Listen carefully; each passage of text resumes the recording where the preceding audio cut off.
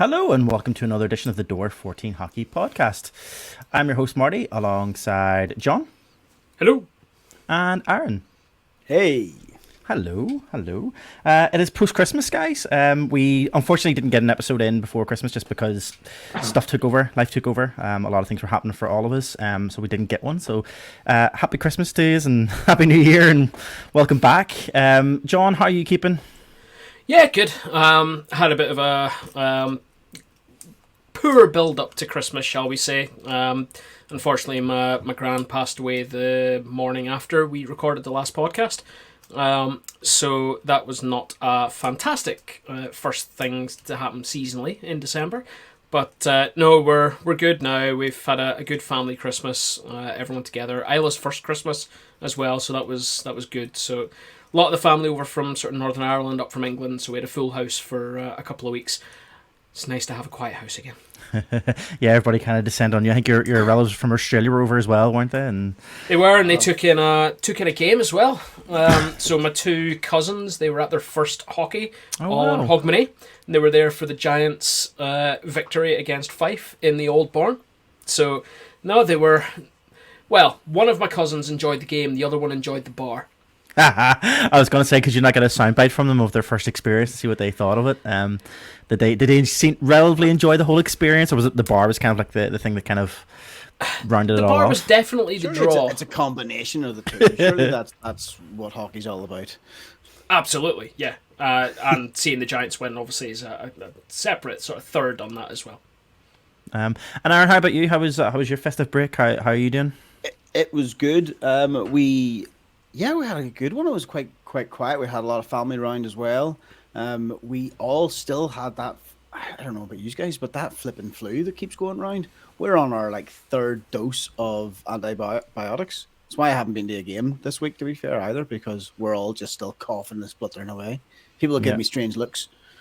Yeah, it definitely seems to be down the rise. My Christmas is pretty much the same. We were I was well enough up until the last few days, haven't been feeling great. But my wife she took ill on Boxing Day and was down for a good few days, and then nephews and nieces and stuff we're getting text messages through the family group, being oh, such and such is this sickness now, such and such is this sickness. So it just seems to be going around. But apart from that, I still have my gift for John.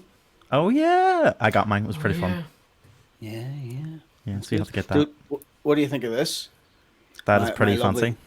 Good for a podcast, to be fair. But my lovely sister got me a lovely new Flyers hoodie, which is very nice. Your sister is the reason that a lot of us buy a lot of hockey related merch. To be fair, she bought us that. She bought me this. Yeah. So me and Dave have gone out and bought them. Mark, I think you're still to sort of drop the couple of quid on these things. I've still to get mine. Yeah, I haven't done it yet. Just haven't pulled the trigger. Look at that lovely empty bit of wall space, just begging for a Leafs and Giants logo. That's true. A wooden logo, handcrafted, lovingly made. This site locally somewhere. produced. Yeah. Is it? Yeah. I suppose it's local for. It's local for you. Local to someone. It's Etsy. It's Etsy. We obviously don't have Dave tonight either.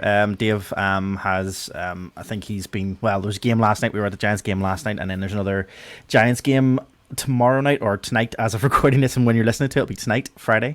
So I think with the mix of two close together games, and I think with the kids going back to school and stuff, Dave just was busy and couldn't take part. He needed a couple hours to play his PlayStation. Is that what you're saying? Yeah, probably.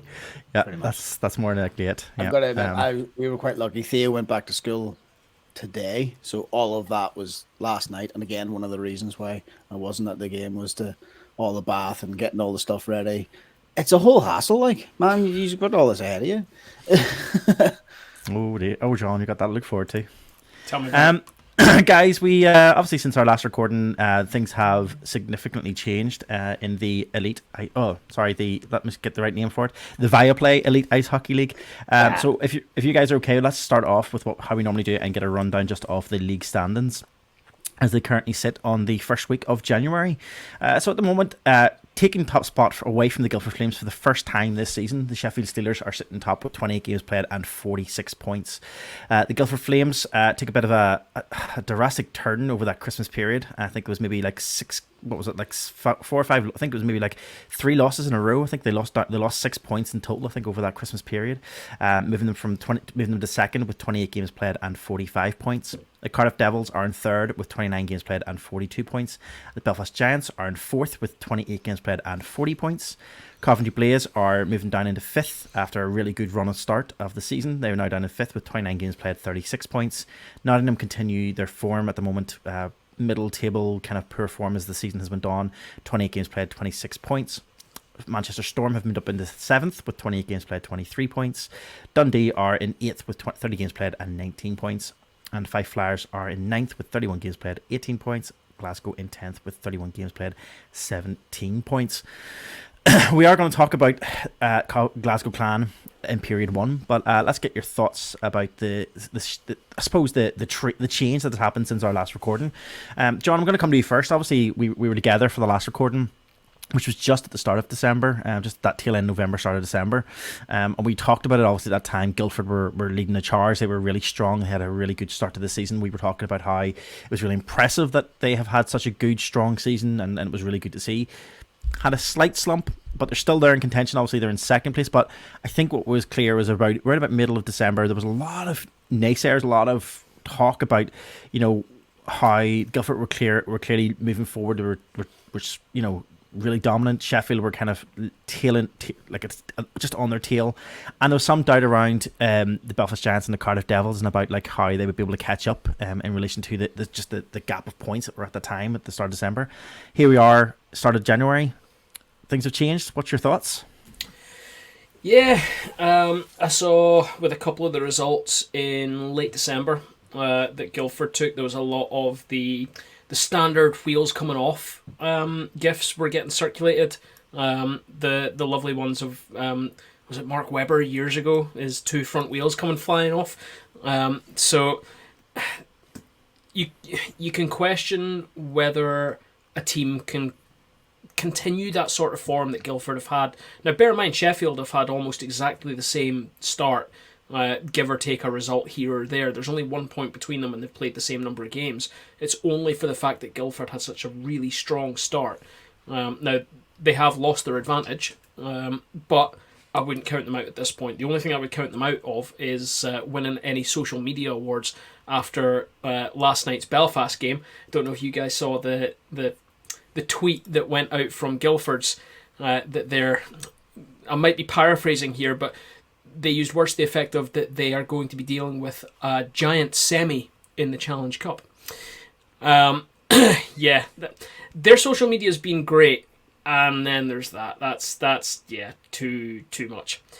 As far as the table's concerned, it's nice to see the Giants moving up. We looked very much a mid-table team, but the couple of signings that we've taken and the couple of roster changes seems to have made a massive difference. We'll come on to talk about it because we're in January and we're still going to talk about the Challenge Cup. But last night's game against Nottingham, that was a gutsy performance. It was a 40-minute game from the Giants, let's be totally honest. It wasn't a 60-minute performance, but those players came good against what is an improving Nottingham side. So I don't want to take over and go through the entire table because I know that you like to ask a question to the other person on the panel about the other half of the table, so I'll let Aaron come in here. Yeah, I'm still getting over the giant semi joke, to be fair. Yeah. And I'm surprised John had such a mature response to it there as well. I was taken back by that. Yes, look, who are you? Yeah, kind of as you alluded to there, John, you were kind of saying obviously the Panthers, have maybe started to become, I suppose, are changing team, if you want to use that phrase, or becoming good, or whatever you want to use. Obviously, there's a change there, a bit of a big surprise. They're playing what everyone's calling once again sexy Nielsen hockey. Well, that's it. I mean, I don't think we've had a chance to talk about this, and it's not actually in our running order, but we haven't had a chance to talk about it because I think it happened in the time that we weren't recording. Corey Nielsen obviously was announced as re-signing as the coach, the head coach there in Nottingham, and Nottingham will continue on until the end of this season at the very least.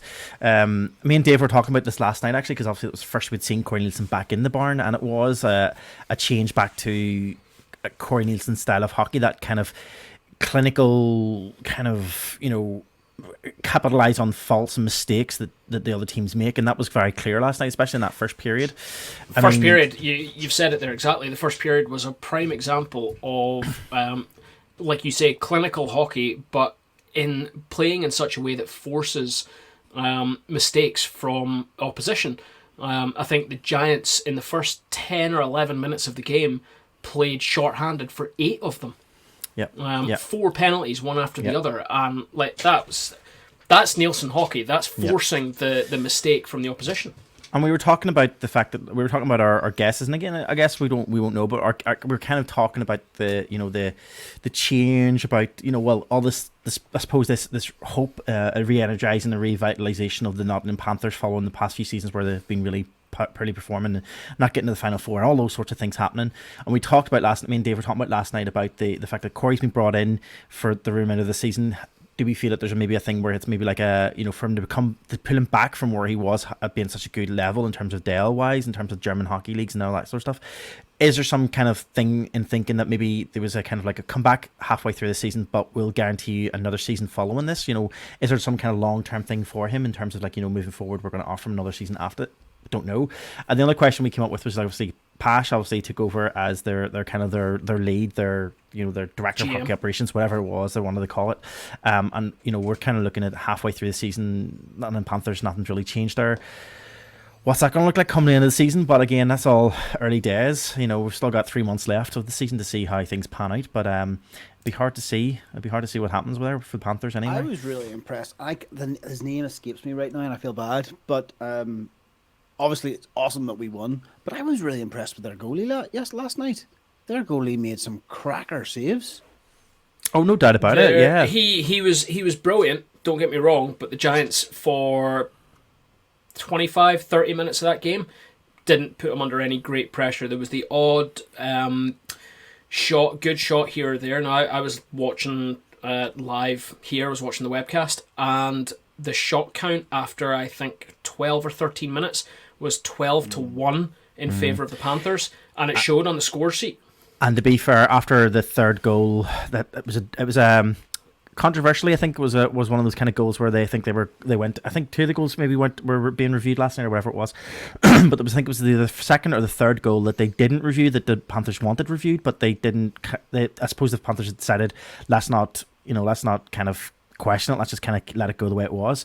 But at that point, their goaltender kind of then lost his discipline a bit, and at the end of that second period, like he was swinging his stick, you could see it visually. You could see how aggressive he was getting. I only watched the highlights this morning. Yeah, he was getting. Yeah, the highlights by they were showing were really good. By the end of the game, you could just see his sheer frustration. Just even when he was lifting his water bottle out of the back of the, everything was just like. And then it didn't help that the fans, the BC was just getting on his case. Shouting the usual stuff towards him, and I think it was just all getting in his head, and I think he was just kind of getting a bit more in on himself, and it was just one of those kind of nights. The barn was loud, very, very loud, very loud. I don't think it was so bad, in fact, that you were messaging me asking me what the calls were on some penalties because you couldn't hear the announcements. Couldn't hear the announcements. One of the penalties. And one of the penalties, I think it was the controversial penalty, the check into the head penalty that Cullen took. It was that one. Whenever that happened, they announced something, but we couldn't hear a single thing. It was just so loud. The boos, like it was just like sheer atmosphere in the place, the energy that was going on. You just couldn't hear anything. So that's why I messaged you and I was like, "What's happening there? What happened here? What happened there?" Because I couldn't hear anything. It were sheer. The crowd was so loud. It was drowning out the actual commentary. Or the actual announcements. It was crazy. Anyway, we got sidetracked. Back to the league before we move on to the Challenge Cup again. We'll move on to it in the first period, but we'll talk about it again. Just looking at the bottom end of the league, and you're right. I was going to ask Aaron, just in terms of the bottom end of the league. It's quite close there. Dundee, Fife, Glasgow.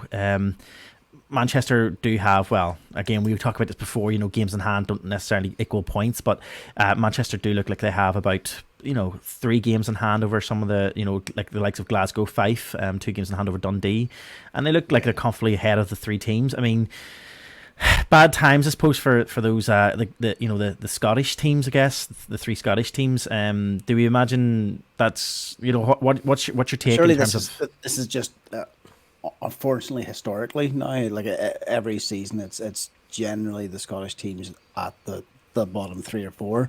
Sometimes you get the Clan a bit higher, but surely is that not more of a historic thing? I would guess so. I suppose the take on it is like, obviously there's always the argument of which is the best team in Glasgow or in Scotland, I suppose. I don't know, that does seem to be Dundee, but it's very tight there. And when it comes towards the end of the season, final 4 for the playoff spots at the very end. It's rare to see the Clan that low, very rare. But as you say, we're going to talk about the Clan. Well, it's a shocker of a season for the Clan, but let me tell you one thing that stuck out a mile to me at the Hogmanay game, and actually I got speaking to a couple of Flyers fans outside the arena after the game, is how unanimated their head coach is right now, Todd Dutiam. You text us? You did? Yeah. You messaged that? Yeah. He looks completely disinterested. Now, I might be completely wrong, that might be his coaching style, but I spoke to a couple of Fife fans and they feel it as well. He's not even doing the post-game press. From what I can see, he is leaving that up to his associate coach or assistant coach. He hasn't done one of them in a long time. He just, even when, that game ended 6 or 7-1 to the Giants, he didn't move a muscle with the shots. Left Shane Owen out to dry for the entire game. Didn't even think at any point to throw out their backup netminder to give Shane even 10 or 15 minutes in the third period of rest. Now, whether that was because he believed that the Flyers could come back, if he is believing that, then he's insane. But he just looks so disinterested. Now, I know that they've announced signings in the last couple of days, but even still, on game day, he is not instilling anything in that team, and it's really, really disappointing to see, with the way that the season started for the Clan, that the Flyers and the Clan are so close at the bottom of the table now. Yep. The Flyers should not be in that position because they have not had the first half of the season that the Clan have had. I mean, we discussed it at the start of the season. We talked about this actually tail end of last season, start of the season. We talked about the fact that, Fife, do we feel that Fife needed to take an opportunity to make a change and a drastic change? And I still stand by the fact I still think something needs to be done. As you say, John, even whenever they were here, that 8-1, I think it was, demolition, or 9-1, I think it was something here. And again, there was just no animation. There just seemed to be no... And Shane almost left out to dry again in that game. And it's just, you're right, I just think something needs to give. I think Fife me, though, did did Fife not change their coach last season? Well, Nope. Well, You're thinking of Dundee. You're thinking of Jeff Mason going to Dundee. Yes. Yeah. Okay. No, Fife, he's been there, maybe 7 years, 8 years, maybe longer? And the rest. He has just been there. He's just he's kind of got stuck in that place. And he's part of the furniture now, and I think there isn't an appetite from the ownership to move him on, which is really disappointing to see, because if it was me and I had the opportunity, given the way that the Kestrels have been playing and the way that the Kestrels continue to play, I would nearly be bringing up their entire coaching staff up into the Flyers and clean house as far as players are concerned. But I know that there's issues with the ownership, and every single year at the end of the season they are promised engagement. The fans are promised engagement from the ownership, and it just never comes. And again, they were promised at the end of last season. Lo and behold, here we are again. Yep, you're right. Guys, just quickly, it's happened again. There's a game on right now.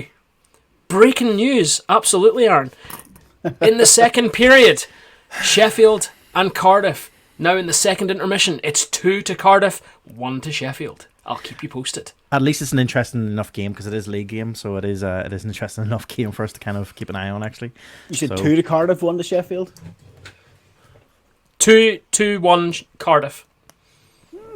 Which is what we're kind of wanting. In what I believe is this week's Viaplay game of the week. I do believe it's being broadcast right now. Still think last night's game should have been played, but, hey, Yeah. can't win everything. What is interesting though, what we always talk. I know you mentioned it earlier about the games in hand and whether they actually meant anything. We at the top of the table, we really now do have a fairly even keel. There's not. It's like one game in hand possibly, where before it was a good 4 or 5 sometimes. Well, 4. But now we've actually got an even keel. It's a better way to see what's happening. What I'm liking is the fact that rather than it being what looked like a 2-horse race, we're back in any of the top 4. I'm going to say top 4 because I think that Coventry may be done. I don't see them I think so. challenging for the league. Yeah. But I think there's a fight, top 4. Any one of them could take the league at this point. And to be honest, I know that there was a whole thing on social media last week about some people back in November and December were saying that's it. And do you know what? I think I said it a couple of times that the league was completely done for the Giants. And do you know what? I probably said it on the podcast. But we're back in the position that, Giants are in with a shout. Let's be honest. And actually, before we move on, before we do move across the water, as I said we were going to, the other question I was going to ask about, obviously we're coming in January, and obviously Cardiff are in a good position too. They're sitting in 3rd place at the moment. Obviously in good position. They have a big challenge coming up in January in the form of their next round of the Continental Cup. Do we think that's going to have an impact on them in any way, shape, or form? Will their focus shift from the league to obviously the Continental Cup? Will that have an impact? Don't know. Hope it does. Yeah, we can hope so. Guys, let's switch across our attention to across the water then, and look over at the NHL as it currently stands again at the start of January. We're going to take a look at the eastern side of things in the Metropolitan Division first. Sitting top, taking top spot now, taking away from New Jersey, is the Carolina Hurricanes, sitting with 38 games played and 56 points. New Jersey slipped into second with 38 games played and 51 points, and the New York Rangers are in third with 39 games played and 48 points. In the Atlantic Division then, Boston still hold top with 37 games played and 62 points. Toronto are in second with 38 games played and 53 points. And Tampa Bay Lightning are in third with 37 games played and 49 points. If the league was to finish today and we're moving into the playoffs, the wildcard spots are currently held by Washington and New York Islanders. The Philadelphia Flyers are down in 8th place there, so they're quite towards the bottom. It's sore at the moment. Just thought I'd mention it. Yeah. Thanks. Switching over to the other coast, the western side of things in the Central Division, Dallas sit top with 40 games played and 52 points. Winnipeg sits second with 38 games played and 49 points. And Minnesota are in third with 37 games played, 46 points. Pacific Division then, Vegas sitting top with 40 games played, 54 points. Los Angeles are in second with 41 games played, 50 points, and the Seattle hold third with 36 games played and 44 points. Wildcards held by Calgary and Edmonton. Nashville are currently sitting in 5th. John, tough one this season again, although we talk about this each time. 38 points, well, I suppose 38 points is a bit of a big difference compared to 43 and 45 and 46s in terms of it is. But you look at the games played and bearing in mind that the Preds had, I think it was at least 2 home games delayed because of the flood at Bridgestone Arena. So while we're sitting down in 5th, well out the wild card at the minute, we are only a handful of points out. True. So, and again, I say it time and time again, I'd rather have points than games in hand. But at this point, I'll flip that and say that I'll take the games in hand right now. And honestly, I think that we're playing for a wild card this year if we're going to make playoffs. Yeah, I was going to say your differential there is quite a low statistic. It's quite a worrying statistic, I suppose. When you look at the other contenders, it's quite a. Sitting with a minus 10 is not. Minus 10 is not great. No, Minus 23. well, that's good point. Yeah, good point. Anybody got anything else to say on that before we move on? I don't think so. No? Okay. Well then, with that then, if we have nothing else on that, what we'll do is we'll get stuck into our period 1 of hockey.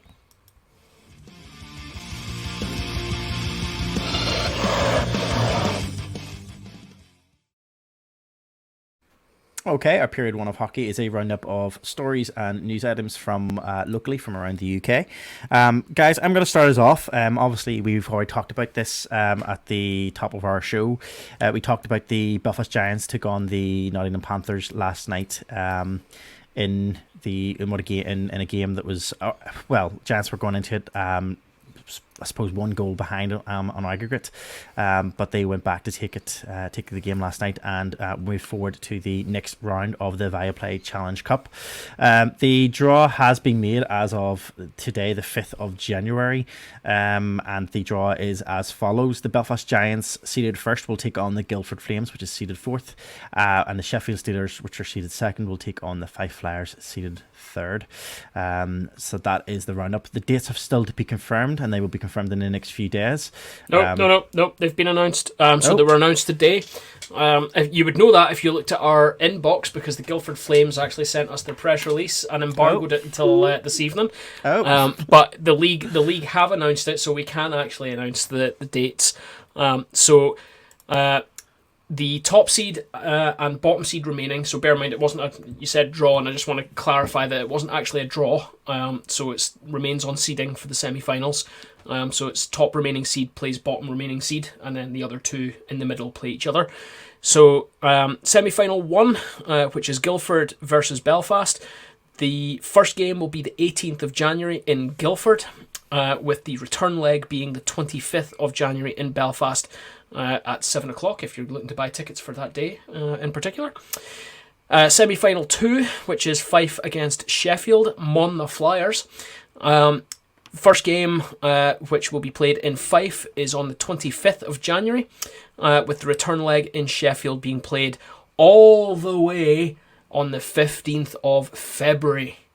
So we're not going to know the finalists until after halfway through February. Obviously, that is because the Steelers are in the Conti Cup. So they've got that to play, and they still... it's them, isn't it? Or is it Panthers? Cardiff and Coventry. Oh, never mind. In that case, Sheffield have got absolutely no excuse, and I clearly wasn't listening to you earlier when you talked about the Conti Cup. I'm sure Mark will jump down my throat for that one. So, yeah, there we go. That's the 2-leg semi-finals have been confirmed, and the the date for the 2023 final will be confirmed in due course after these games have been played. But as far as I know, it remains the single game to be played at the home arena of the top remaining seed. It is, yeah, that's it. So that's kind of how we are. That's the stance on in terms of where things are going there with the Challenge Cup. As you said, John, though, that's quite a significant date in terms of February time. What was it? February 15th? Did you say was the date? And it's another 6 weeks. We have to wait another 6 weeks to find out who's going to be in the final. We're near enough going to be at playoffs before we have this Challenge Cup figured out. It's a complete and utter mess. And I know that we talk about it every single time. And Mark continually asks me the question, what would you do to fix it? I don't know. I just know I don't like this one. Marty. Yes. Do us a favour. What you should do is go back to last year. Mm-hmm. Just find the clip where John talks about the Continental Cup. Or not the Continental Cup. The Challenge Cup. And just snip it and just copy and paste it in every season. Just need a soundbite. Just do it. And we should get one of those Steam Decks that anytime someone brings up the Challenge Cup, we just hit a button and it just plays over and over again. Yeah, but if you do that, everyone's going to have to go for like a 15-minute coffee break because it's going to be a 15-minute rant. Just next season. I'm just going to go whenever it comes to the start of next season and the inevitable question of, John, what's your thoughts on this year's Challenge Cup? I'll just put in previous year, and just slip in exactly what he said in previous year because it doesn't really change. Do you know what I'll do? I'm going to rack my brain between now and the start of next season, and I'm going to try to come up with a one-word answer. That's not an expletive. That's not an expletive. I might even write to Susie Dent. I'm going to send her an entire essay on what I think the mess is with the Challenge Cup and this entire rant, and I'm going to ask her for the best word that describes it. It seems like a laugh. Surely it'll just be cluster. Could be. Well, we don't know until we ask. I actually want to see that. I want you to tweet Susie Dent. I will. Let's move on. That was a short and sweet one. So let's move on to our next set of stories, and I think they're courtesy of John. So John, I'll hand over to you. Yep. So I managed to troll the internet and look at other people's work and present it as my own, as news from around GB. And guys, I thought the best one to start with was an international retirement. And this is the news that Great Britain's captain, Saffron Allen, has decided to step down from international duty at the end of this season. She's had a storied career, 52 caps for GB, vast majority of those with the C or an A, and 18 goals, 20 assists, good for 38 points in a 12-year international career. She will continue to play for her club side, the Solihull Vixens, however, but she's decided to call time on her international career. It's what struck me as incredible about this story, guys, is the fact that she didn't even know that there was a women's international team.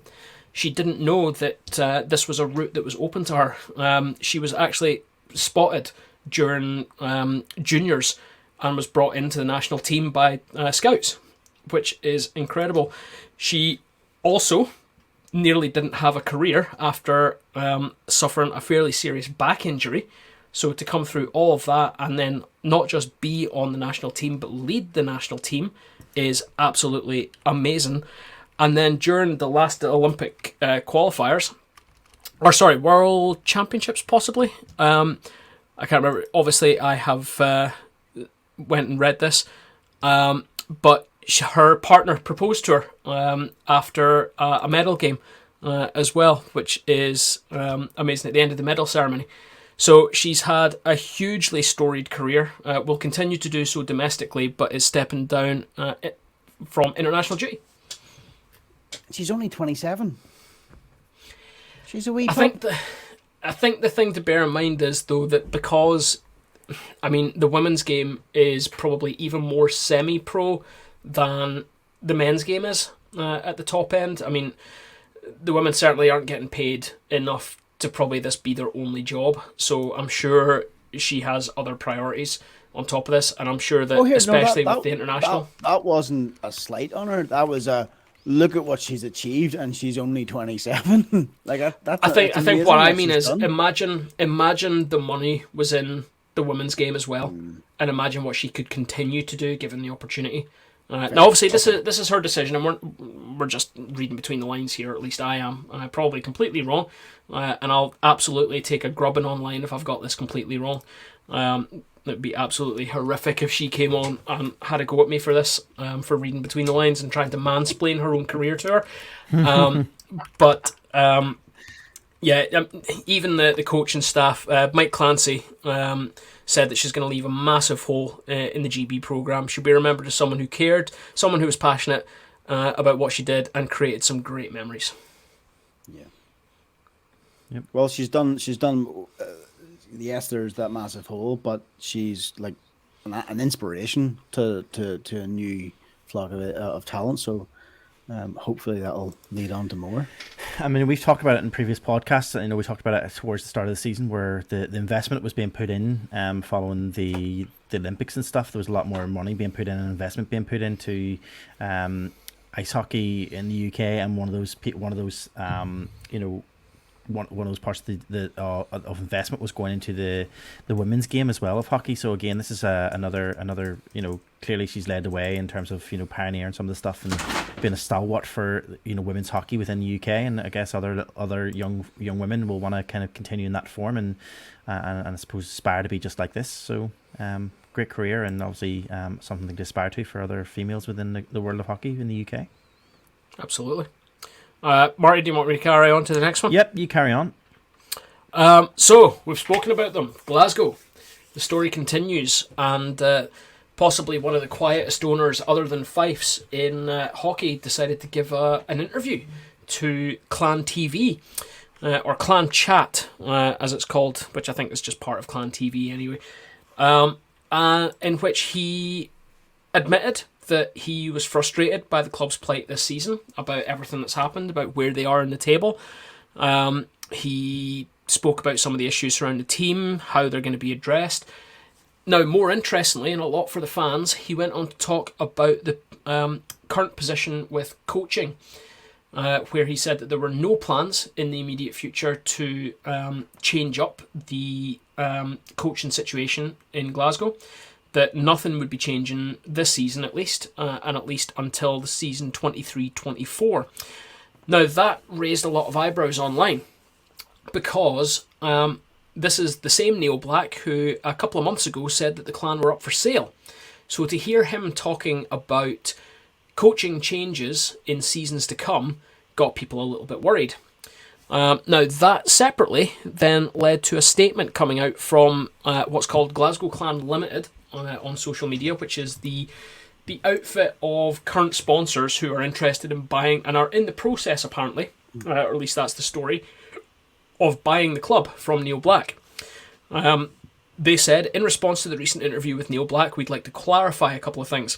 As far as we're concerned, the club is 100% up for sale, and we're entering into advanced and hopefully conclusive and final discussions with Neil Black in the next 2 weeks. Please bear in mind that the current owner still has to work with and deal with the current team and management setup, hence the comments about bringing in new players and not bringing in a new coach or GM until next season. All new appointments would then be announced by ourselves as new owners. We remain laser focused on the purchase of the club and will update you all as soon as the deal is concluded.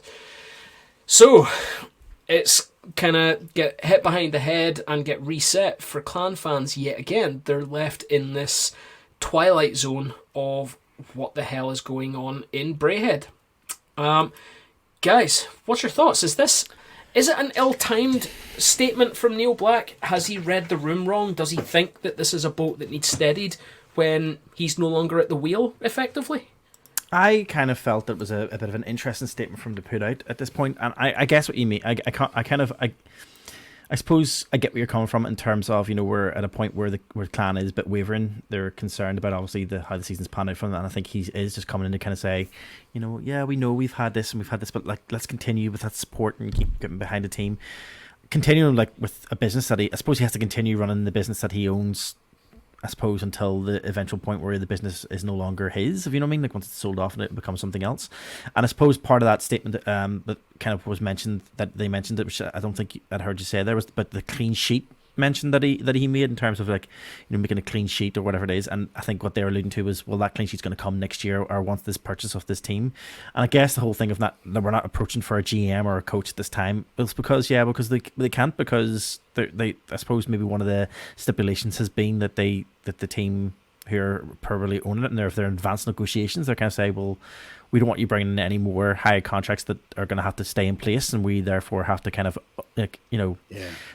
to some extent, when it comes to players' contracts, they know there's only maybe a year or 2 years within a player's contract, and therefore, if players leave, then that way they don't have to worry about those contracts in place.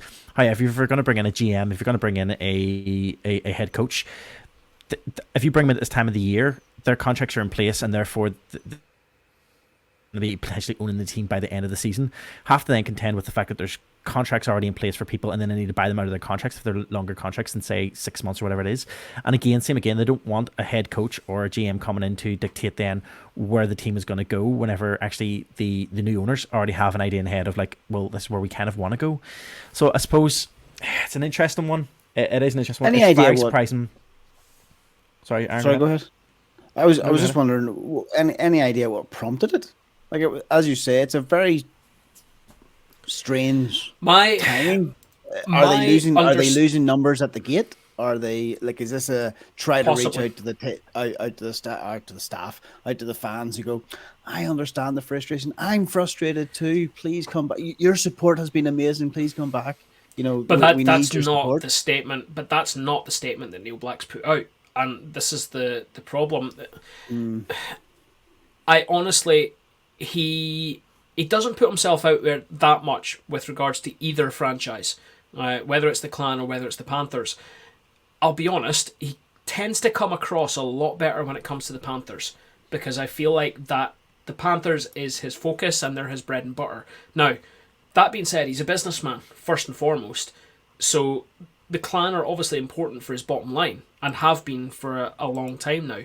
Obviously, if they're struggling to get the gate and they're struggling to get money across the tables, bear in mind they went through an entire thing at the end of last season, or during COVID, start of this season and before that, through the summer, about becoming the owners and operators of the ice rink because the shopping centre itself went into receivership.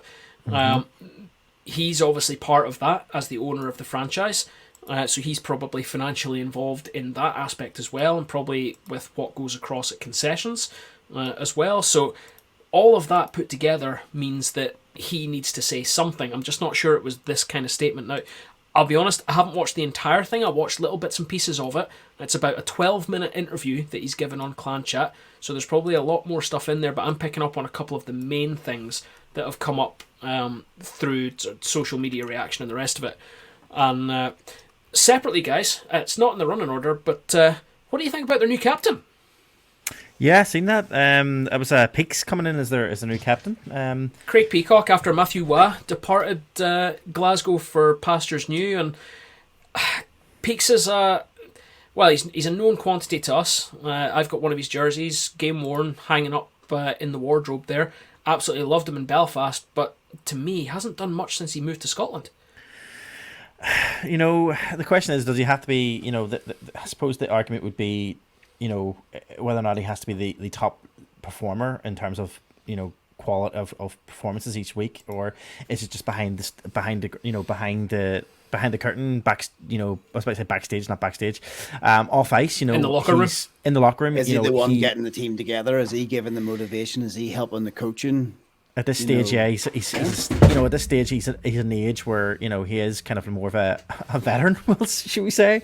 Even though he's still quite, like, you know, you can still imagine him as this young buck who was in Belfast. But yeah, I mean, he's been around and he knows his stuff, and I guess maybe that's the reason why, one of the big reasons why they brought him in is they announced him as the captain, I suppose. Isn't it interesting to see Peaks be the veteran guy in the locker room now? It really is, though. And when it was announced, I was like, you know what, fair play to him for being, you know, awarded that. But yeah, I think it's quite interesting that. Wish him luck, yeah. though. Yeah. Oh yeah, definitely. Hope he sees that franchise and steers it well as the captain on the ice there. Guys, I'm just reading that there. Sorry, it does. Reading more into the post, it's been most uplifting for everyone to see the Purple Army turn out in their continued numbers. So, in his own statement, it's maybe not about the gate. Are they coming out in the right numbers? In the right numbers, particularly in recent games, it's been superb, and it's keeping everyone buoyant for future prospects. There it is.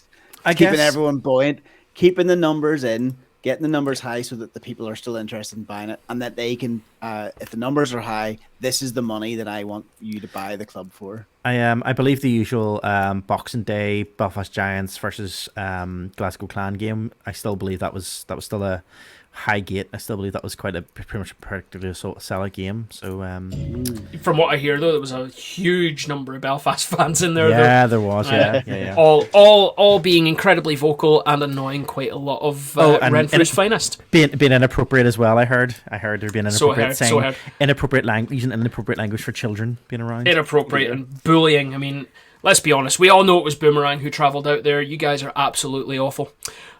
Guys, before I go on to the last story that I've got here in period 1, massive update here for you guys. In the third period, we're live in the third period. It's Cardiff 3, Sheffield 1. I think that's game over. I think the game is about to finish. I think it's finishing now. I think it is about to end. I think that was an empty net goal, the third goal. There you go. Guys, I've got one last story for period 1, and it brings us right back to Belfast, and let's be totally honest. What you gonna do, brother, when Bescomania rolls over you? Besco's back, guys. He is back. Now, from what I heard last night on the webcast, he is back in Belfast. He arrived in yesterday, and he is ready to go. Yep, sorry. He was at the game. He was up in one of the boxes with the family last night at the game. And the crowd were quite excited to see him, and people were chatting about it a lot. But I think you're going to go into the question, so I'm not going to talk anymore. So, John, what is the question you're about to ask there? Well, this is it. This is the question, guys. Like, Besco's back. He's taken half a season off in retirement, decided it's not for him, and he's been given the opportunity by Adam to come back and play in his second home of Belfast. He'll be back wearing the number 34 teal jersey once again. But that puts us in a position where we have 4 signed netminders. 2 imports, 2 Brits. Mm-hmm. What position are we actually in here?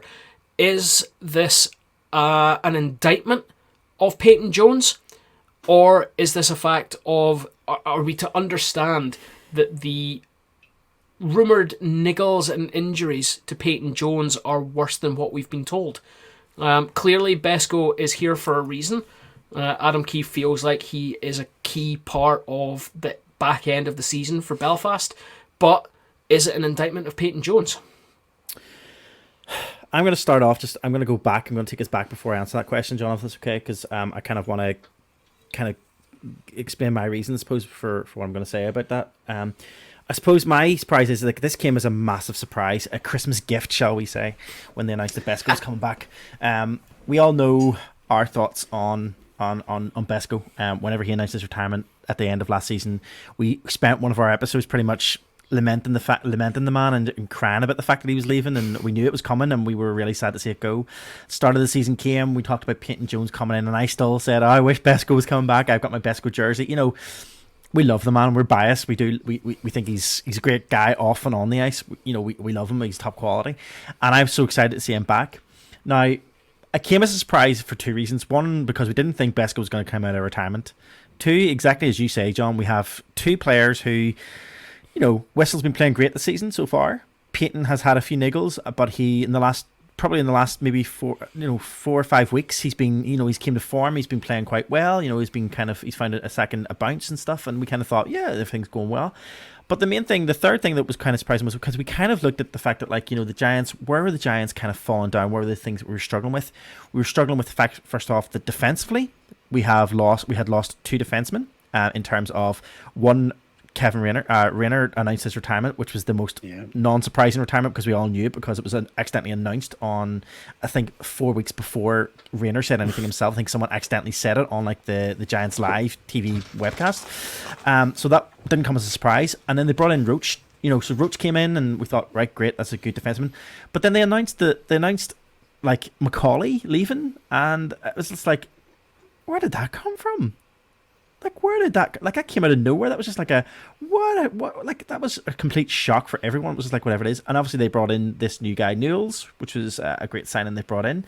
But I think everybody kind of thought a lot of the problems we were talking about, and what the things that Coach Kiefer was talking about, was about the fact that, like, that goal scoring ability was really we're really struggling with that goal scoring ability. We're relying on the same guys night in, night out. We're relying on that same line night in, night out. And yes, things have slightly changed, and you can say that the top two lines are equally scoring quite well. That line of, you know, Goodwin, Cooper, and Conway performing just as usual. But, you know, the likes of Ari has started, you know, coming good. You know, that line that he's been playing on as well with that Hook and Longer. You know, that's all starting to kind of come forward. And then they announced the signing of a fourth goalie, and I was just like, what's happening? What's going to happen with Peyton Jones? So, long story short, I was kind of surprised by the whole thing, because I kind of thought, well, why are we going with Besko? The only thing I can think of is, are we actually going to be going with 4 goaltenders? They're right through to the end of the season, or are we going to hear an announcement in the next week or so that, you know, I know the Giants don't normally announce whenever someone's injured, and they don't announce it. They don't really kind of put it out there to say there's an injury or whatever. But are we going to noticeably see the fact that maybe Jones isn't getting ice time? And is it because he's developed these niggles, and therefore the Giants are going to stand by him, because they always do whenever someone has a niggle and then someone has a bit of an injury? And are we going to be seeing that, or are we going to be seeing that actually someone's going to get their marching orders in some way? I don't know. I don't know how it's going to pan out. When was the last time Jones played? Oh, Jones was on. Not last night, the night before. Was he? I think it was he. Let me see. He was on one of their last games that was here. I think he was here on I think he played on Wednesday night. On Wednesday? No, not Wednesday. Sorry, last. Well, Hogmanay didn't play because it was Whistle and Fife. So it was the game before Hogmanay. Then he played. Yep. So what you're saying, Marty, and it's really interesting. Like, they announced in the netminder, do we run 4? Do we drop Peyton Jones? Because patently we're not going to drop Jackson Whistle. We're not a dual import netminder team. We never have been. But what's more interesting is the trade rumours and the signing rumours which are circulating around the league right now. So, currently, the Belfast Giants are rumoured to be bringing in a Swedish winger, which is to be announced apparently in the coming days. And there is a young Brit who's currently playing for Leeds Knights, Grant Cooper, who is apparently also linked with a move to either Belfast or Glasgow. Now, that signing is more interesting to me, because if we sign another Brit, then obviously that changes things with imports, and we might run import heavy, but that gives us the opportunity to potentially, if Peyton Jones is healthy, to run a dual netminder for big games like Challenge Cup finals, like playoffs. Are we a team currently in postseason mode? Are our signings an indication of postseason mode? I think we are. No, I think we're in a position now where the Giants realize that we're not. The league is not out of hand. The league is not out of their grasp. The league is still theirs. It's still theirs to fight for. They need to bolster their lines in order to kind of get to the point where they need to be in order to get there. Two things. The one thing you mentioned there was obviously that signing that's the Swedish forward that they're talking about, which Henrik Eriksson, who Adam, what's his name from the Belfast Telegraph? Adam McKendry put out a tweet and a post yesterday on his Twitter saying it's published in the Belfast Tele last time. He stuck up on Twitter. He stuck up a thing to say, "Oh, he's moving to Belfast," blah blah blah blah, and then all of a sudden he took it down. He took it down. It's gone. Like, and now people screen grabbed it. And the story is still on Belfast on the Beltel's website. But his post, his own personal Twitter has been taken down. It's been gone. Now, he did it before. He did it last season. Yep. I remember Taff made a joke about it, like, but let our team make our own, let the team make the announcements and stuff. And I know that happened last year. Yeah, he still gets invited to the media box, and we're left in our seats. But it's a bit far for you to travel, John. Here. We know how an embargo works. Oh, well, that's true. It'd be interesting to see. I mean, I think that if that does pan out and that's what's happening, and he does come forward, and that's, I think you're right, John. I think they're trying to really bolster the team so that it is a kind of the last run, the last few months. Let's try and pick up as many points. Let's try not drop as many. Let's try to keep as many points as possible. We can't afford to drop any more points going into the rest of this league. This league defense. So that's us having to. Sorry, I want to clarify something that I said earlier. I said that the other signing of Grant Cooper, I said he was a Brit. I'm completely wrong. He is one of Leeds United's imports at the minute. So that would be another import signing if we were to bring him in. And it's another forward. The other thing I want to come back on, and you mentioned there, is obviously about, if we did bring in that, and we kind of were looking at the lines and stuff, and about, having two imports on the line and the goal in terms of goals for big games or whatever. Was that the comment you made? Two imports for, and I would probably argue with you in terms of, and people are like, what Marty said, what, where's this come from? I would probably completely argue with you that I think actually the strongest lineup for goaltenders with the Belfast Giants would be Besko and Whistle. Look, I'm totally with you. I'm just saying that it would give us the option to run with two import netminders, but in all honesty, Whiss is the number one netminder right now. He is by far and away. Now, I know that Jones has, I think, 2 or 3 shutouts this season. Whiss probably has the same, but the saves that are coming from Whiss, he is at the absolute top of his game. Some of the stuff I saw him pull off in Fife in a complete dead rubber game at about 5-1, he was throwing himself. The game last night, admittedly, oh my God, poor start, but let down by the rest of the team. Power play goals, I mean, they are what they are. The rest of the game, absolutely outstanding. Phenomenal. I mean, and the thing is, I would say, Jones, I'm not gonna I've had my doubts from the start, and I had my reservations, and I'm not gonna, I have, and he's had a very up and down kind of season as the seasons went on. Some peaks, and some people will argue, and I've read some stuff about he's had great games, but again they're against, and again, this is no offense to the teams, but this is against the likes of Fife and Clan and Dundee and those kind of teams. Whenever it comes to the big teams, has there been the same kind of performances? Don't know. I'm not a statistician. I haven't been keeping a record of that. Maybe someone else can look at that.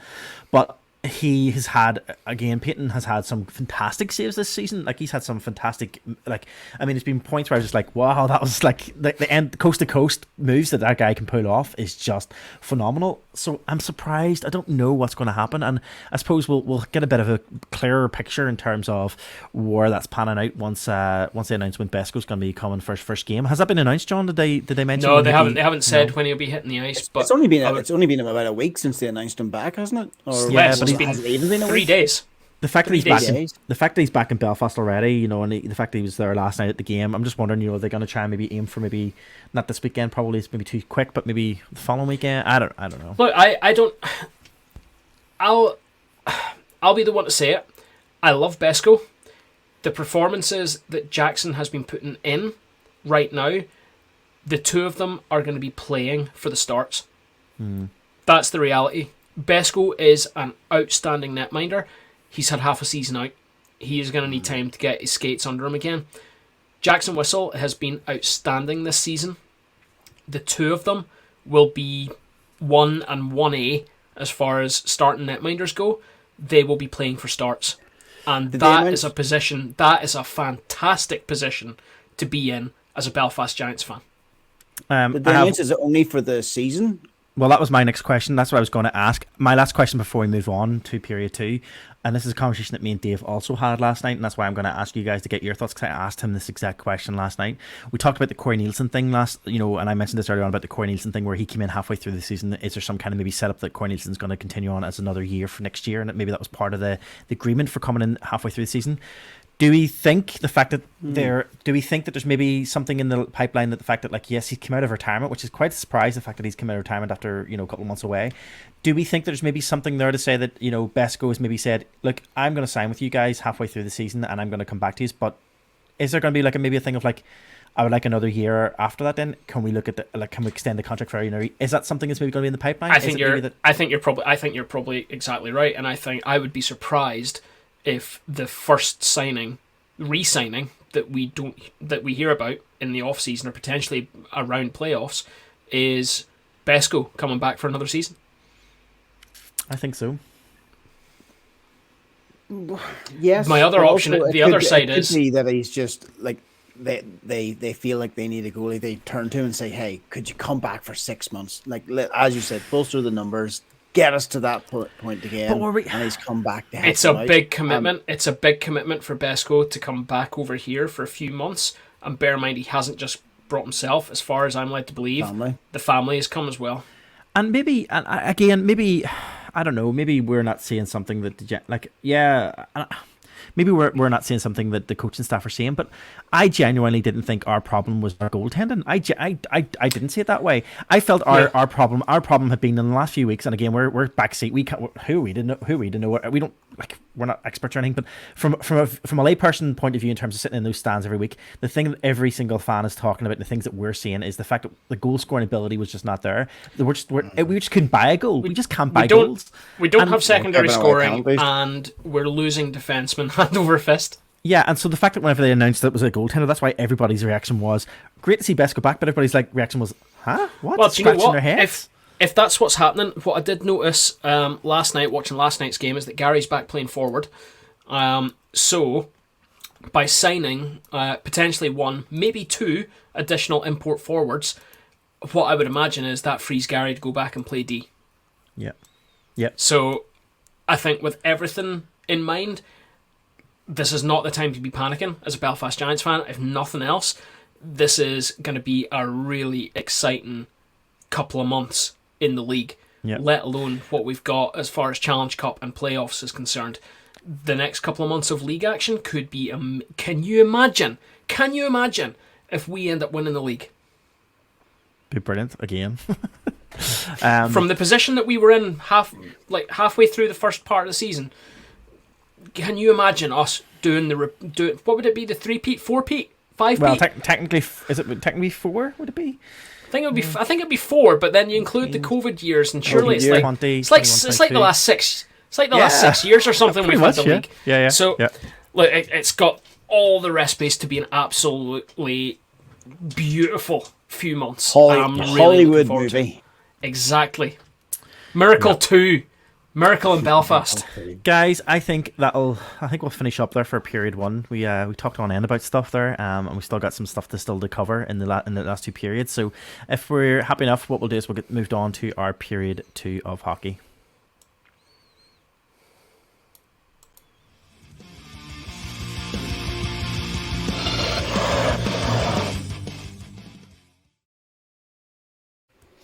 With Dave not being here today, I'm going to look after international hockey, where we talk about anything going on over anywhere.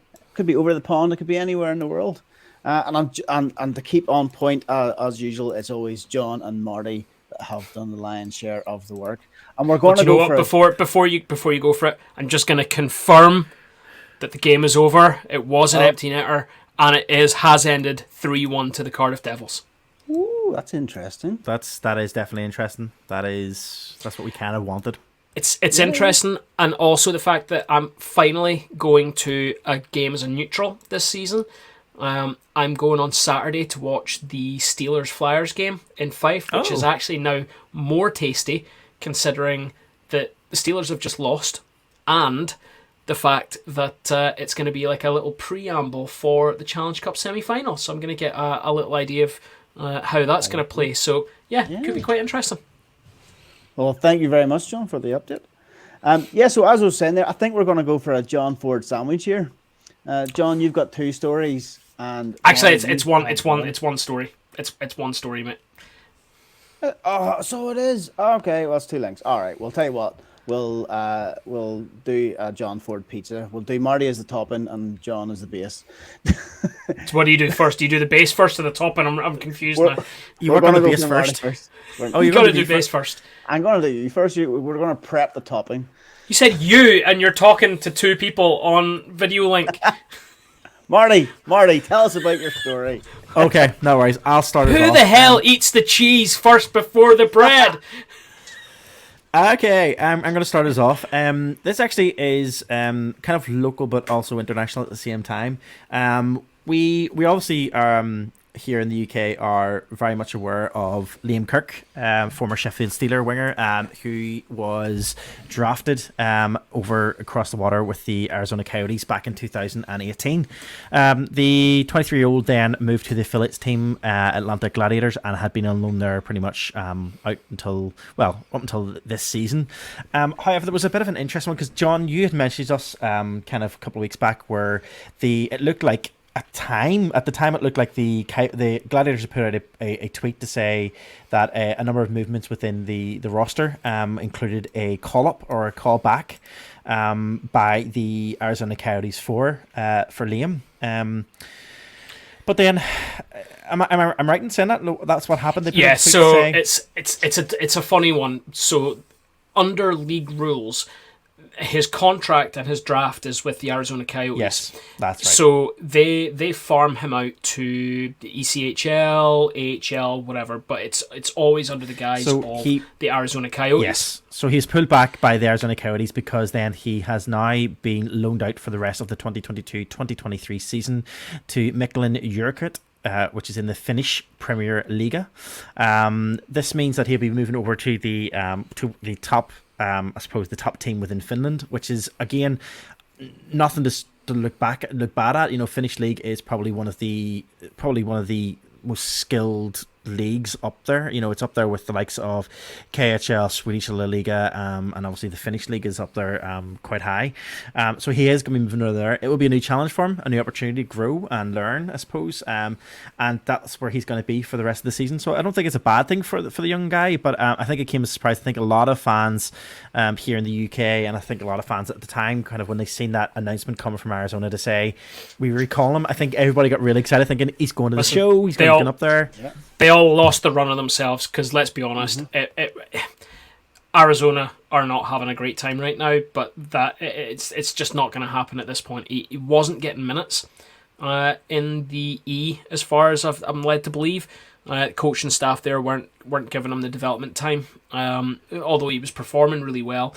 But they've seen an opportunity. Obviously, his agent as well has seen an opportunity for his development. They've spoken to Arizona and they've agreed, and he's gone to Jokerit, which is fantastic for him. Yep. You look at what he's done in his first two games. I was just about to get there, yeah.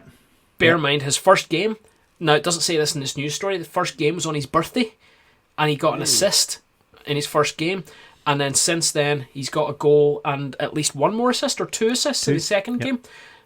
So, I mean, he's 4 points up in 2 games in the Liga. That's fantastic. That's a great statement to be making straight away. It's fantastic exposure for the young lad in terms of, you know, obviously key European top teams in European hockey. You know, the likes of, you know, the Swiss leagues, the Swedish leagues, KHL, all look towards those you know, those high top the Liga. So, I mean, world is oyster. You know, Arizona could pull him back next. You know, after if he's performs well by the That end of was the what I was season. going to ask. Who knows? He's still linked to Arizona. So Oh yeah. yeah. Yep. So he is still drafted by Arizona. That is still his rights as far as the NHL are concerned are still with him. And I think, am I right that drafts, unless they're traded, they're for like 3 years. Yeah. So he's still got at least one more year under that, where his rights remain with Arizona. Now, the funniest thing I found with all of it, and I remember I'd sent you guys a couple of messages in our group chat about it, was that when everyone was losing their minds and thinking that this is it, Liam Kirk's going to make his debut for Arizona in the Mullet Arena against the Maple Leafs a couple of weeks ago.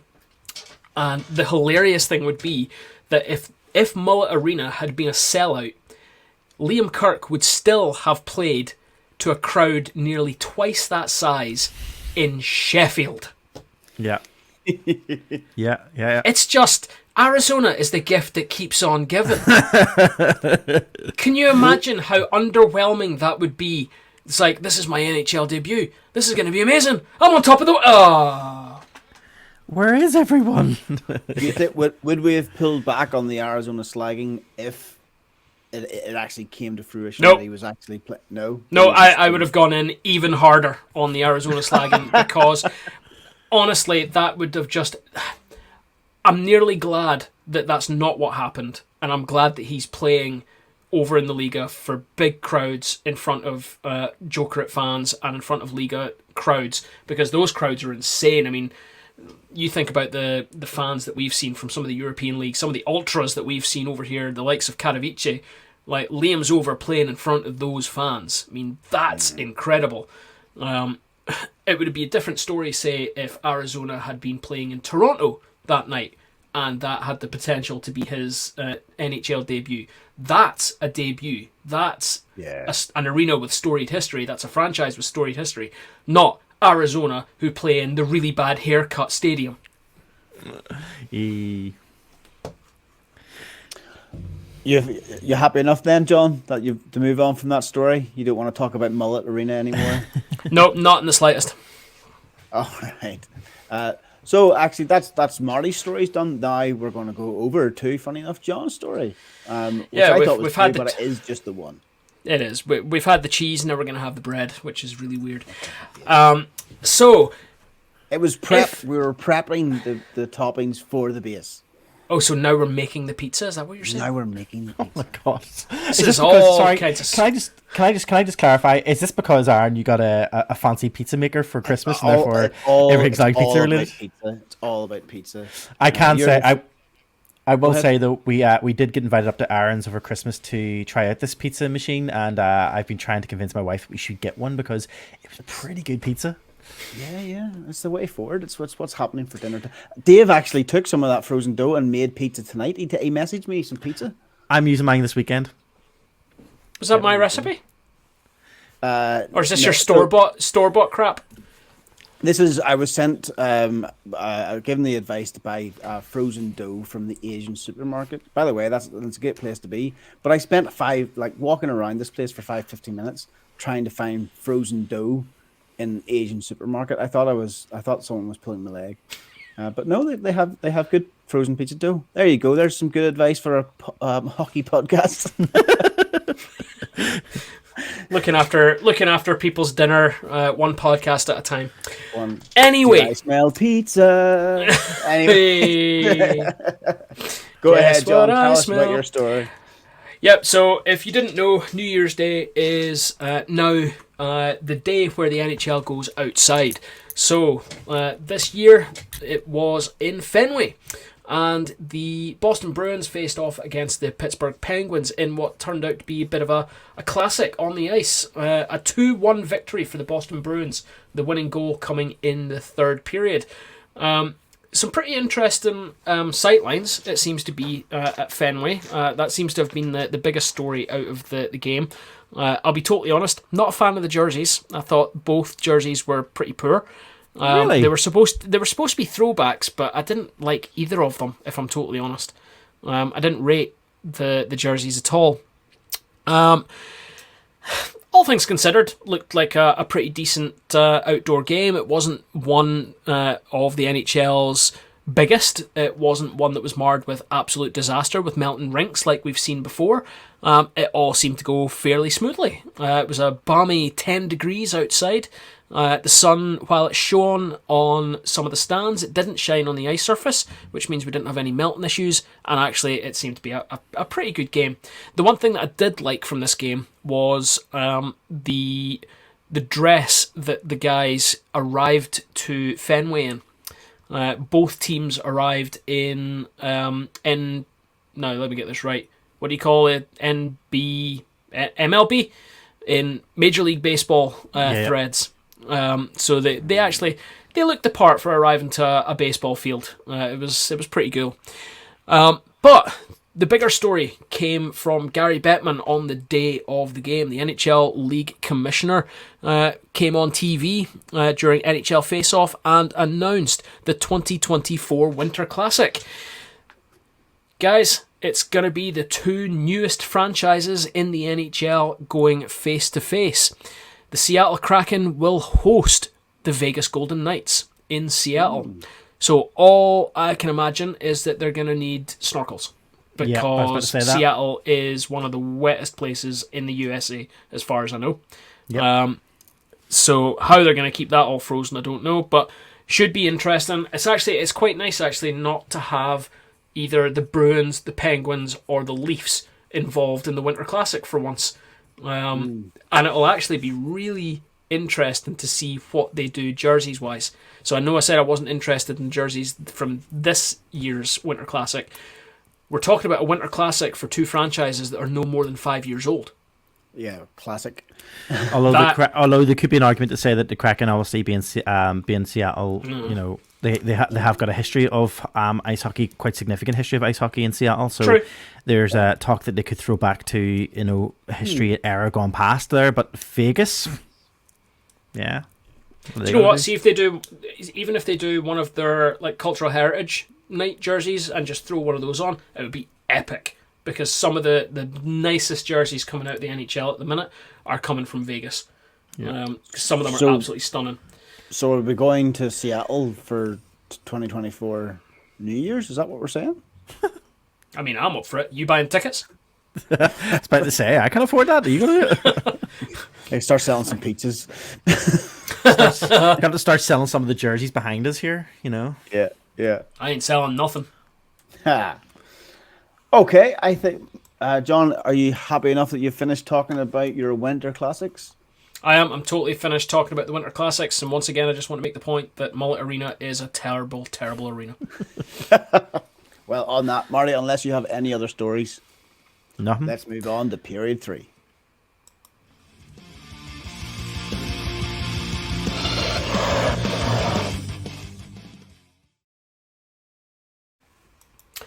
Period 3 is our general Knocky news. Oh, where was I? I was completely not paying attention. Knocky news. Here we go. Knocky news is where we talk about anything and everything else in the world of hockey that doesn't neatly sit in Period 1 or Period 2, or occasionally where we just kind of feel like Period 3 doesn't have enough stuff in it, so we throw stuff in there instead of 1 or 2. Marty, I want to come to you first because your story kind of rings a little bit with me, with given kind of what I've been through over the last month or so. And this is a young hockey fan in Nottingham who is reaching out for help. Yeah, so this is a young fan. This is a fan from Nottingham, Sophie Buchanan, 25-year-old. Is it Buchan? Do you think so? Okay. Buchan, yeah. Buchan then, okay. She is reaching out to fans across the league. Well, not even just fans. She's reaching out to everyone, I suppose, mostly in Nottingham, but I suppose anybody who's maybe in and around Nottingham and happens to go upon a charity shop or finds any, I suppose, Nottingham Panthers ice hockey jerseys in any local charity shops in and around Nottingham if you are in and about.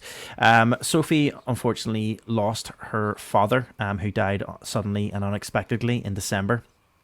And as part of, well, they were clearing out his belongings and stuff.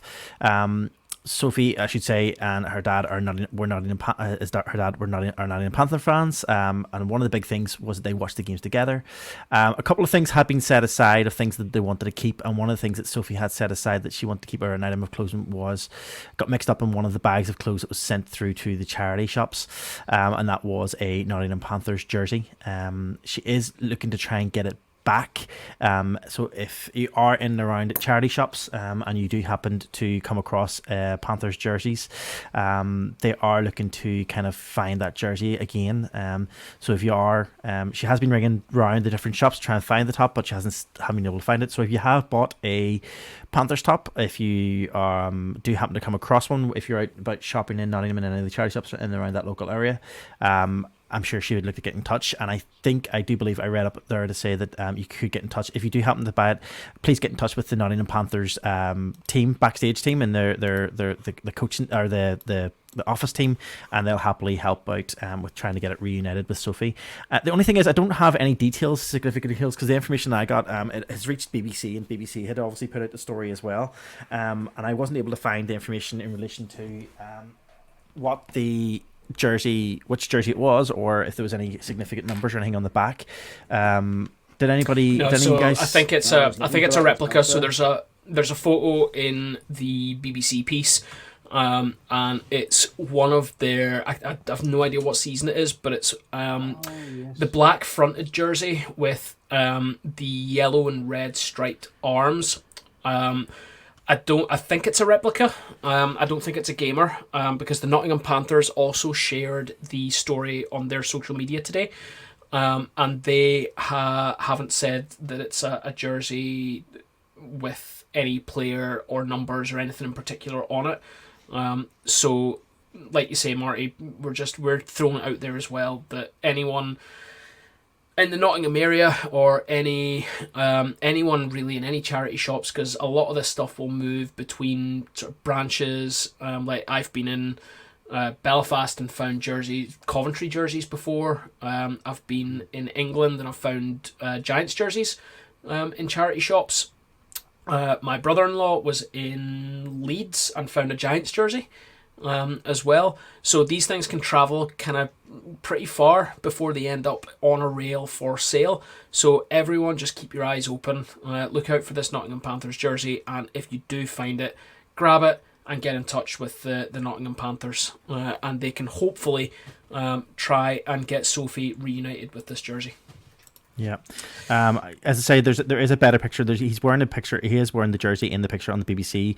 There is a better picture on Twitter that she has put out herself, that Sophie has put out herself, and it is it's a bit more detail, and it's the John Smith's Panthers jersey. I don't know what year it's from, but there's we'll try and get that shared as well, so that you have a better idea of send that through to me, Marty, and I'll throw it up on the website.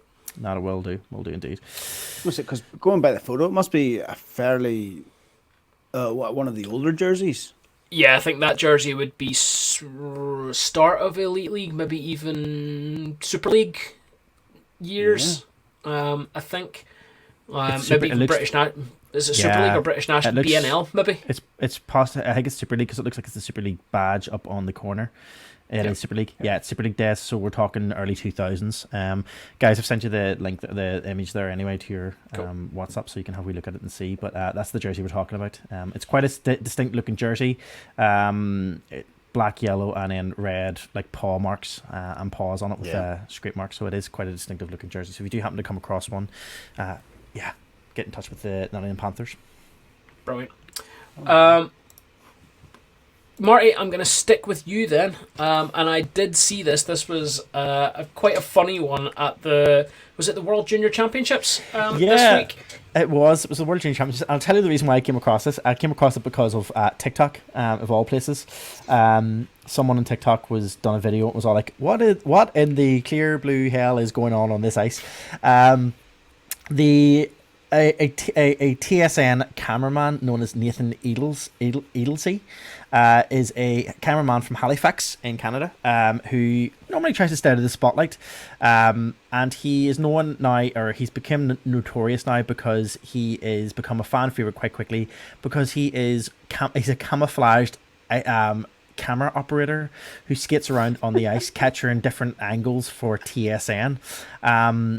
It's quite interesting that this guy has caught the attention of the world, I suppose, and quite a high number of people watching it on TikTok.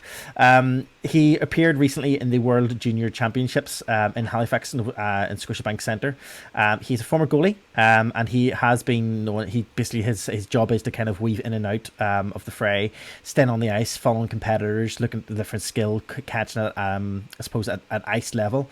And it's just interesting if you watch the video that was caught of him. I mean, it's pretty funny. There's also then fans dressed up as the camouflaged cameraman in the crowd as well, which was also caught as well. So there's 3 men dressed in fully white with their trying to look like cameramen, and they have fake cameras in boxes as well, and that's what caught the attention of people. Like cereal boxes with the toilet roll things. Exactly. So obviously the fans in and around the arena got in on the act as well, and that's how much he's become known. I mean, if you have watched any of the stuff, and you do see the camera angles that he does get, they are pretty impressive, and I think this is part of the whole thing of whenever the broadcasting deal had changed and switched over. I think this is part of one of those camera specific experiences that people were going to get through different variations. So TSN did start to push out the envelope in terms of trying to look at different ways in terms of people could watch and experience the game, and this is one of them. And I think it's been from around 2018 that this guy has been doing this. So he's been doing this a lot longer. So he used to only come on the ice after games. Right. Now he's been doing this in the NHL and through World Junior Championships and all the rest of it. The story about why he's in white is quite interesting. Camouflage for the ice. Before his first game, he rushed out and he went and bought a white jersey and white shorts to wear while he was on the ice with a camera. However, he had an interaction with a certain Wayne Gretzky while he was on the ice filming, and it was Wayne who said to him, "We need to cover the camera in white as well." So, long story short, we've managed to go full circle, and we're back to the Great One again. There you go. But I just thought that was worth putting up. It is pretty funny, and the fact that the fans have been getting in on it. And I don't know why I hadn't seen this at all. I wasn't aware of this either. I'd say until about this week, whenever I was flicking through guys, TikTok and it was there. If you're not aware of him, the guy's doing his job right. Yeah. Good point. Very good point. He is camouflaged. I think TikTok is a really interesting place to get news and stuff like that, or not even news, just things like this on hockey. Marty, I think you follow this guy, Nick the goalie? Oh my god, he's brilliant. Yeah. Oh my god. If you're on, he is my favorite thing about TikTok. He's so good. It's pretty. If you get the chance, and if you're on TikTok, follow this guy. I think it's I've got it up here, Nick the goalie _1. Absolutely amazing TikToks. I just everything about him. I just his responses to things, especially on videos whenever he's hungry and stuff, and he just the whole time he's doing it, he's talking about different foods or whatever. It's just hilarious. The whole thing is the just movie quotes. And he's so funny. Saving. He's singing. He's singing is top quality. We're all clearly fans. When I watched earlier, and he was like, you shall not pass. Oh crap, you did. If you get pulled into hockey TikTok, as soon as that your For You page turns into hockey TikTok, that's you're just gone for hours on end, just watching loads of hockey related TikToks, and it's you know what? Hilarious. If you do get sucked into hockey TikTok, why not follow the Door 14 hockey TikTok? It is Are we there. on TikTok? We're on TikTok. We've got one TikTok that's out there, and I only did it to make sure that we actually claimed the handle. Oh, I thought you were just going to be saying I thought you were going to say you were doing dances or something. I was like, oh my god, you started doing TikTok dances? Door 14 hockey dance. Wait, we've got it there. But it's interesting, Aaron, that you talk about a goalie, because the last story that we've got here in period 3 is actually about another goalie. It's about Cam Talbot of the Habs. He has recently gone out and got himself a new lid.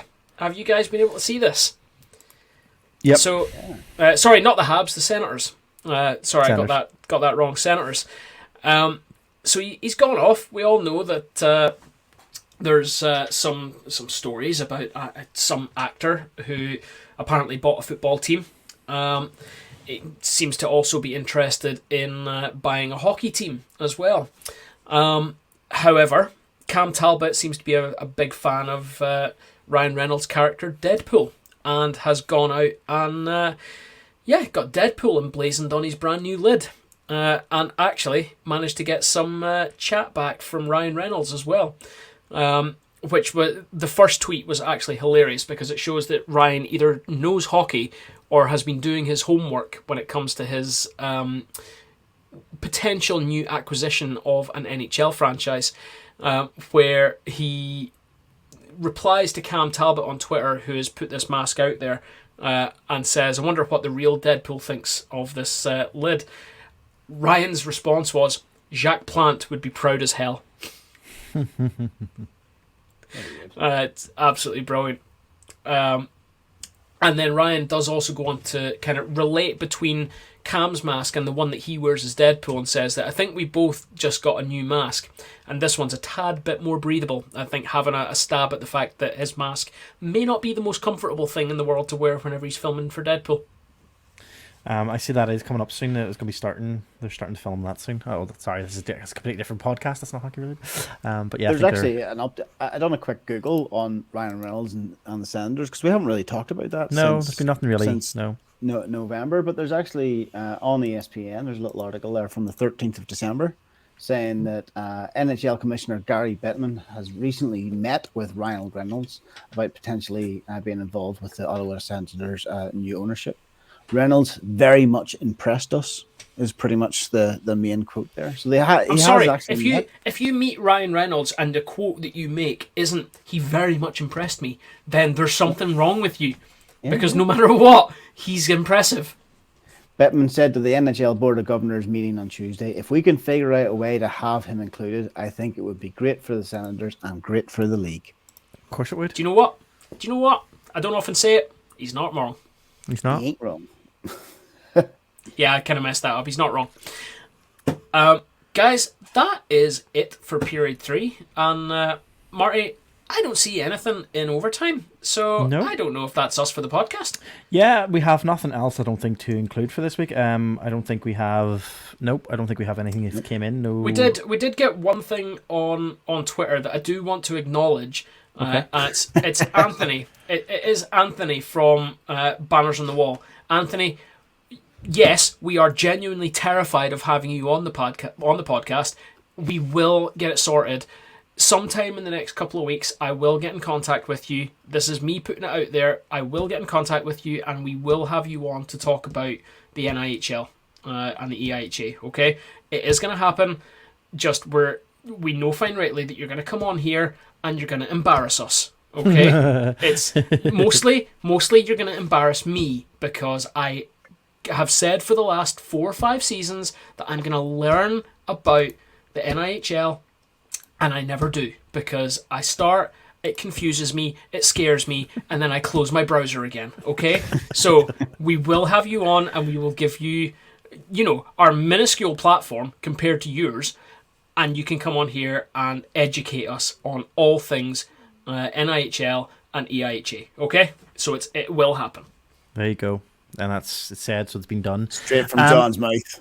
Guys, we don't have anything else. There was a couple of other bits and pieces that I kind of wanted to include in this episode. Or was one last bit I was going to include it in the overtime segment, but then I kind of decided to hold fire on it. I think it's going to be better to hold on to that topic until our next recording in 2 weeks' time. It's just obviously we're seeing drips and drabs. We are in Pride Month, as we will call it, for the Elite Ice Hockey League, and the Pride Games are scheduled for the end of January. So by the time it comes to our next podcast recording, which is in 2 weeks' time, we'll be coming up on that said weekend of Pride. A couple of the teams have put out their jerseys as of this week. A couple of them, I know Giants have, Coventry have, and Sheffield have put theirs out today as well, and they're looking pretty good. And I kind of wanted to get them all pulled together so we can actually have a good talk about all of them at the same time and get your thoughts and opinions on them at that point. So there's no real point showing them the 3 that we have whenever the other teams haven't released theirs yet. So I'll hold on to that. We'll hold fire, and we'll do that at our next recording. So yes, we don't have anything else. So as usual, we'll just close off the episode as we normally do. We direct you towards our social media, as we've already mentioned. TikTok, which we didn't know we had, so you don't need to follow us there, but we just kept it for the name. But you can follow us on all our other sources, Twitter, Facebook, and also Instagram at Door14Hockey.